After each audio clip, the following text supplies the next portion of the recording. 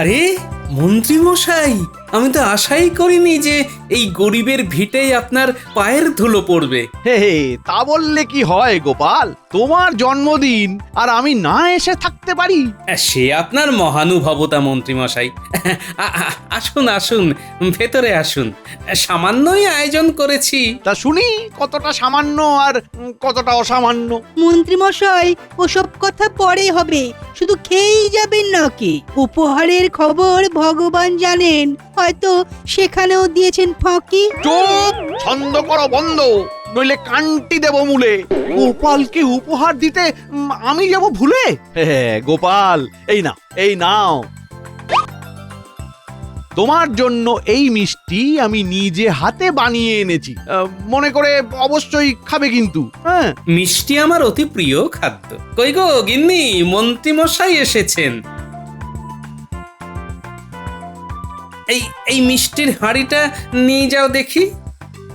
এই যে আপনারা এবার খেতে বসবেন, চলুন না, আর দেরি করবেন না। হ্যাঁ হ্যাঁ, এবার বসে পড়া যাক। এই বেলা না খেয়ে নিলে দেখা যাবে গন্ধে গন্ধেই একেবারে পেট ভরে গেছে পুরো।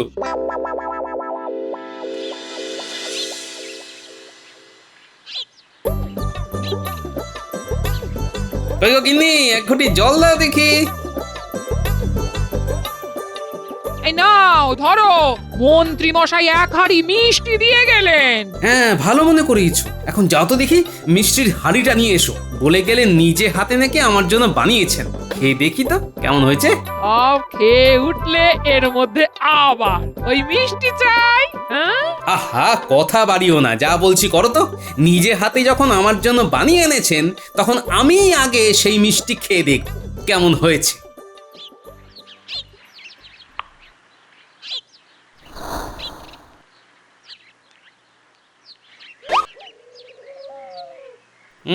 বাহ, দেখতে তো বেশ ভালোই লাগছে।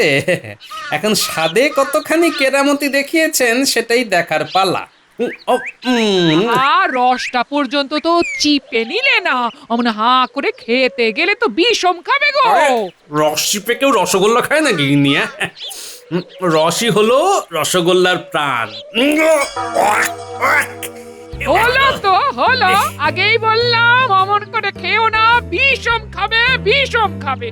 ওমারে, প্রাণটা বেরিয়ে গেল। এ তো ভারী ভয়ানক রসগোল্লা, দেখতেই মিষ্টির মতো, আদতে গাছ পাকা উচ্ছে। ওরে বাবা, নিম পাতা উচ্ছে মিশিয়েও এত তেতো কিছু হতে পারে না। মা, সে কি কথা? তুমি যে বললে মন্ত্রী মশাই নিজে হাতে তোমার জন্য মিষ্টি বানিয়েছেন। হ্যাঁ, ওখানেই তো সর্বনাশটা হয়েছে। এই নাও নাও নাও নাও নাও, এই জল খাও, জল খাও, জল খাও, এই কিছুটা ঠিক লাগবে গো। এই জল, হ্যাঁ হ্যাঁ খাও। বাপরে বাপ, এ তো পেটের ভেতর থেকে অন্নপ্রাশনের ভাত পর্যন্ত তুলে আনবে দেখছি। এই জল এনে দিচ্ছি, জল খাও, জল খাও। হ্যাঁ হ্যাঁ হ্যাঁ খাও। জলে হবে না গিন্নি, যাও যাও, গিয়ে বৈদ্যকে খবর দাও।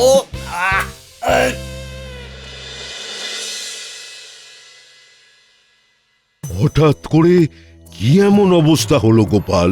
জন্মদিনের ভোজ একটু বেশি হয়ে গেছিল নাকি? আগে ভোজ ঠিকই ছিল, শুধু জন্মদিনের উপহারে পাওয়া এক ধরনের বিশেষ মিষ্টি খেয়ে আমার আজ এই অবস্থা। বয়স তো কম হলো না গোপাল, খাওয়া দাওয়া একটু সাবধানে করতে হবে তো। এই নাও, এই ওষুধটা দিয়ে গেলাম, খেয়ে নাও।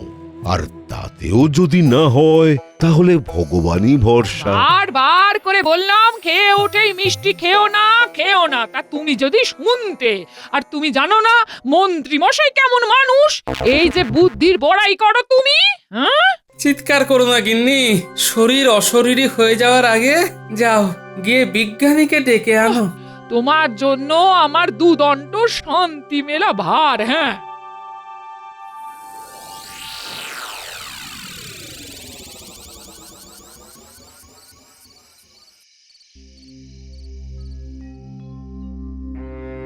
কি কিছুক্ষণ আগেই তো তোমায় দেখে গেলাম, দিব্যি ছিলে, এর মধ্যে নিজের এমন করুণ অবস্থা কি করে করলে গোপাল? মন্ত্রীর দেওয়া রসগোল্লা খেয়েই আমার তরুণ শরীরের এমন করুণ অবস্থা বিজ্ঞানী। কি তেতো পারলে তুমিই পারবে আমাকে এর থেকে রক্ষা করতে। হ্যাঁ, তোমার বউ সবই বলেছে। মন্ত্রী মশাইয়ের থেকে তোমার একটু সাবধানে থাকা উচিত ছিল গোপাল। তা ছিল, কিন্তু জন্মদিনের দিন এই দুর্ব্যবহার তার থেকে আমি আশা করিনি।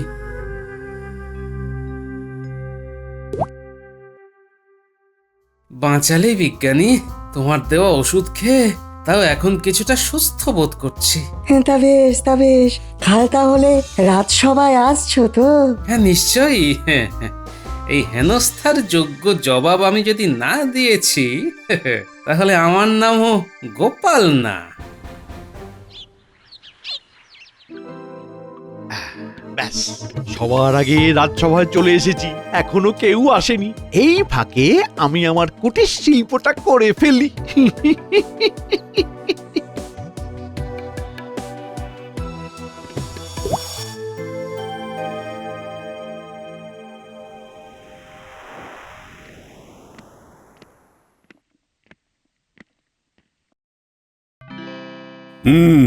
গতকাল গোপালের জন্মদিন ছিল।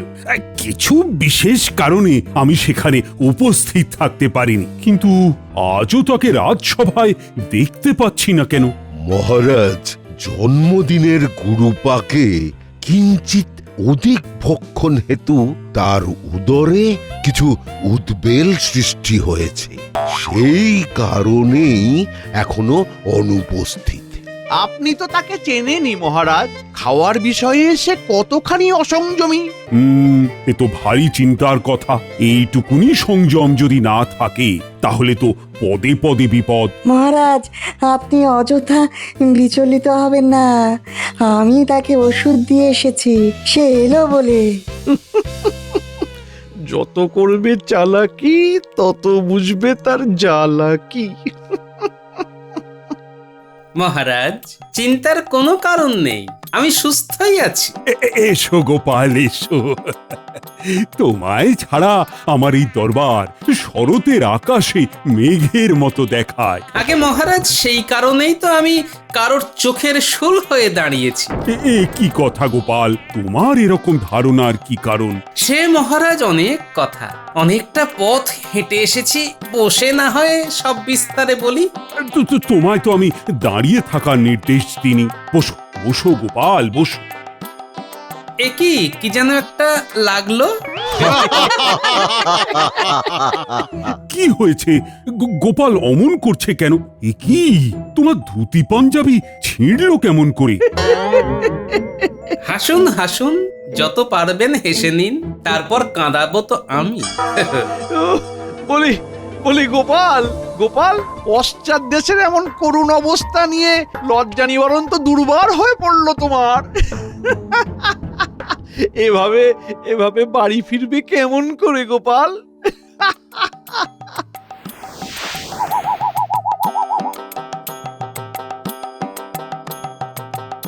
গোপাল, তোমার জবাব নেই। আগে মহারাজ, মানুষকে হাসানোই আমার কাজ, তাতে যদি নিজেকে নিয়েই না রসিকতা করলাম তাহলে আমি কিসের গোপাল ভাঁড়? বাহ গোপাল বাহ, তোমার বিবেচনার প্রশংসা না করে থাকা অসম্ভব। তবে মহারাজ, এই বেলা আমায় বিদায় নেওয়ার অনুমতি দিন। বেশিক্ষণ এই অবস্থায় দাঁড়িয়ে থাকা বিশেষ আরামপ্রদ নয়। বেশ, এখন তুমি এসো, আর আজকে রাজসভা এটুকুই থাক।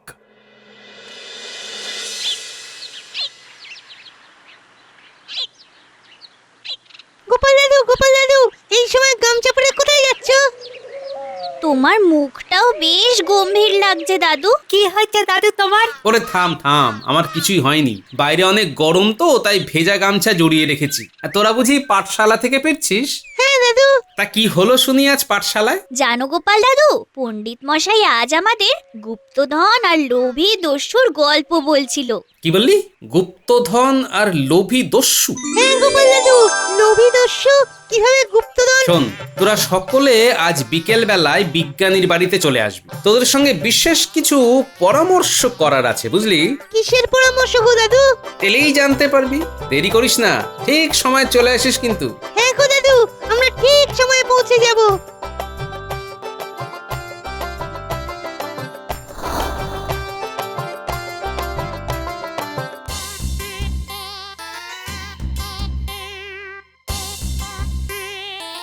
আমি তখনই বুঝতে পেরেছিলাম আঠা লাগিয়ে রাখার ওই কীর্তিতেও মন্ত্রীমশাইরই হাত ছিল। দেখো বিজ্ঞানী, মন্ত্রীকে উচিত শিক্ষা দেওয়ার জন্য তোমাকে আমার সাহায্য করতে হবে। তুমি হলদে হয়ে যাওয়া পুরনো কাগজে আমায় কিছু ওই মানচিত্র এঁকে দিতে পারো? নিশ্চয়ই পারি, তবে কিসের মানচিত্র আঁকতে হবে সেটা তো বলো। সে তোমায় সব বুঝিয়ে বলছি।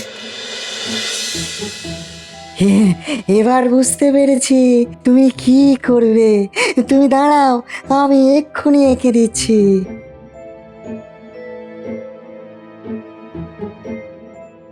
গোপাল দাদু, আমরা চলে এসেছি, বলো কি পরামর্শ করার আছে? শোন, বিজ্ঞানী তোদের কিছু মানচিত্র দেবে, তোরা সেটা নিয়ে রাত্রিবেলা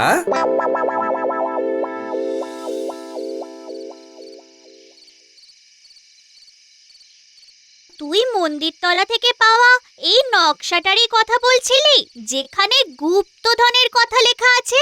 হ্যাঁ রে, এই নকশা অনুযায়ী গেলেই আমরা গুপ্তধনের সন্ধান পাবো।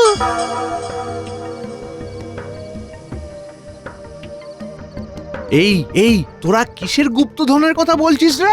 কিন্তু এটা তো আগে আমরা পেয়েছিলাম। এই ছোটদের এসব নিয়ে খেলা করতে নেই, তাহলে বিপদে পড়বি। রাত হয়েছে, যা যা যা, এখন ঘরে যা যা।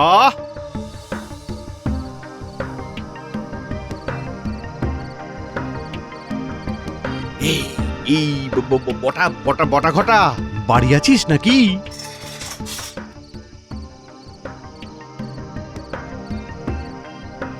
আগে বলুন মন্ত্রীমশাই। দেখ দেখ কি নিয়ে এসেছি সাথে করে, গুপ্তধনের মানচিত্র। ও, একবার হাতে পেলেই মালামাল হয়ে যাবে। কি বলছেন মন্ত্রী মশাই? কোথা থেকে পেলেন এই মানচিত্র? এই তা জেনে তোর কি হবে রে? হ্যাঁ, যেমন বলবো তেমন যদি কাজ করিস তাহলে তোরাও ভাগ পাবি। এখন মন দিয়ে শোন, কাল সকাল হওয়ার সাথে সাথেই বেরিয়ে পড়বি। প্রথমে রথতলা থেকে শুরু করে যেমন মানচিত্রে বলছে তেমন ভাবে এগিয়ে যাবি। হ্যাঁ, বলছিলাম মন্ত্রীমশাই, পাওনা গন্ডার হিসেবটা যদি এই বেলা সেরে ফেলতেন তাহলে পরে কোনো সমস্যা হতো না। তোদের বিশ্বাস দেখছি আমার বেতনের মতোই দিন দিন কমছে, বই বাড়ছে না। উফ, এতদিন কোনো সমস্যা হয়েছে যে এখন হবে? কাল থেকে কাজ শুরু কর। হ্যাঁ, কাস্তে কোদাল যা লাগে তা গ্রামের চাষিদের থেকে নিয়ে নিবি। আপনি যখন বলছেন তখন তাই হবে। আর হ্যাঁ, আমাকে ডিঙিয়ে গুপ্তধন হাত করার চেষ্টা করিস না। মনে রাখবি, আমার পিঠেও দুটো চোখ আছে, যেগুলো সব সময় তোদের নজরে রাখবে।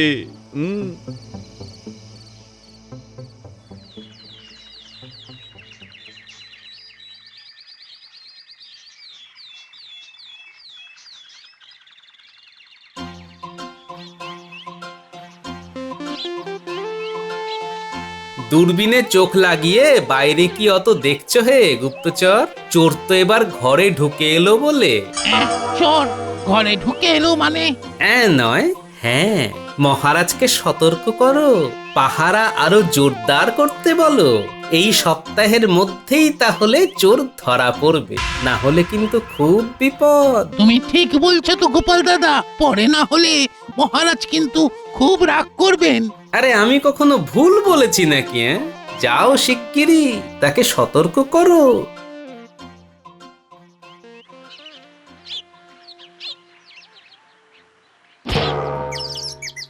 উড়িয়া বাবা রে, উড়িয়া প্রাণটা বেরিয়ে গেল রে, উড়িয়া বাবা। এই রকম অন্ধের মতো হাঁটলে প্রাণ আর বেশি দিন ধরেও রাখতে পারবি না। অনেক হয়েছে, এবার বাড়ি চল। এই কাঠ ফাটা রোদে টাক ফাটিয়ে গুপ্তধন খুঁজে আর লাভ নেই। চল চল।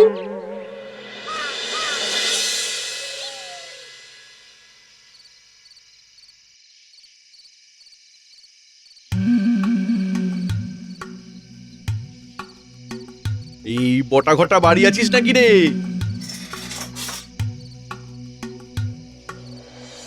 এই কি রে, একদিনে একই হাল করেছিস? আপনিও আমাদের সাথে চলুন মন্ত্রীমশাই, আমরা খেটে গুপ্তধন বার করব, আর আপনি এসে শেষে শুধু রত্নপেটিকার তালা ভাঙবেন, ওটি হবে না। হ্যাঁ, বুঝেছি বুঝেছি। ঠিক আছে, কাল রাত্রে আমিও থাকবো তোদের সাথে। মন্ত্রীমশাই, কাল ওই তালতলার মাঠ থেকে সুড়ঙ্গ খুঁড়তে হবে তো, তাই ওই কাস্তে কোদাল ভাড়া করতে 8টা সোনার মোহর লাগবে, সেটি দিয়ে যাবেন কেমন? তোদের দেখছি বাহানার শেষ নেই। নে ধর।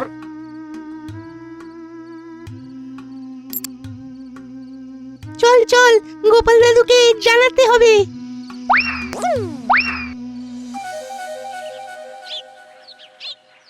সে কি গো গোপাল দাদা, এও কি সম্ভব? সম্ভব না হলে আর বলছি কি, যাও এক্ষুনি মহারাজকে খবর দাও আর বলবে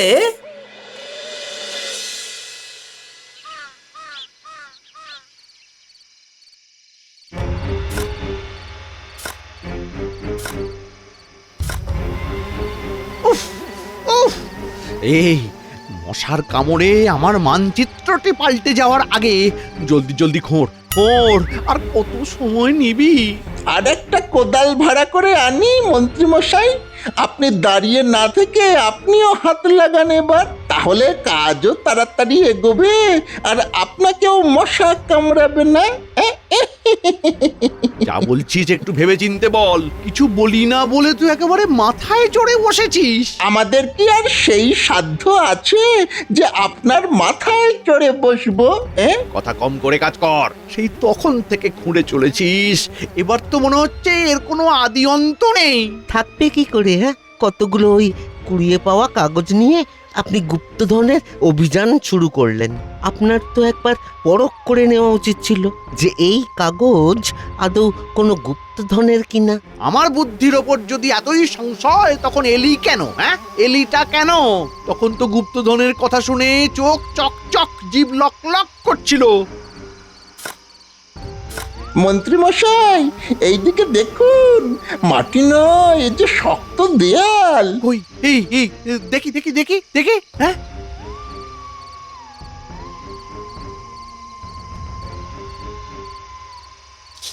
তবে তবে খুব যে বড় বড় কথা বলছিলি।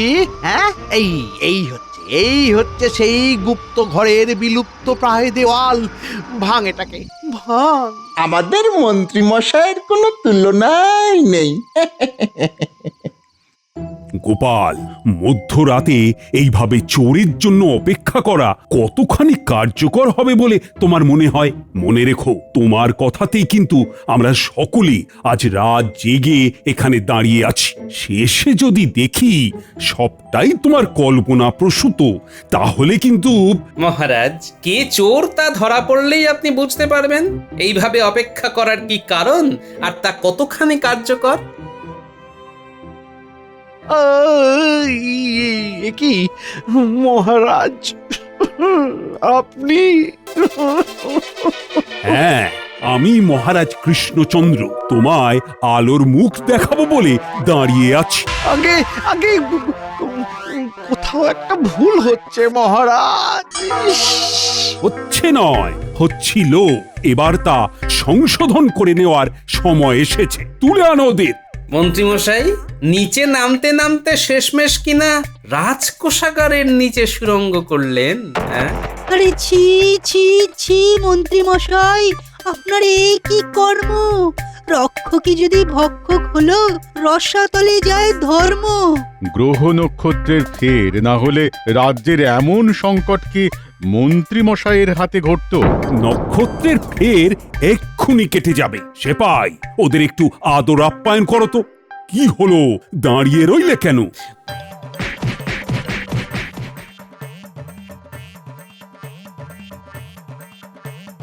অনেক ধকল গেল আপনার শরীরের উপর দিয়ে মন্ত্রীমশাই, নিন একবার জল খান।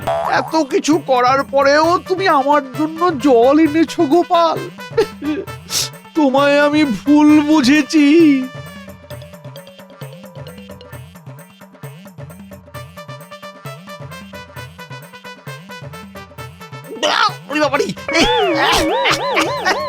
এ কি জল খাওয়ালে গোপাল?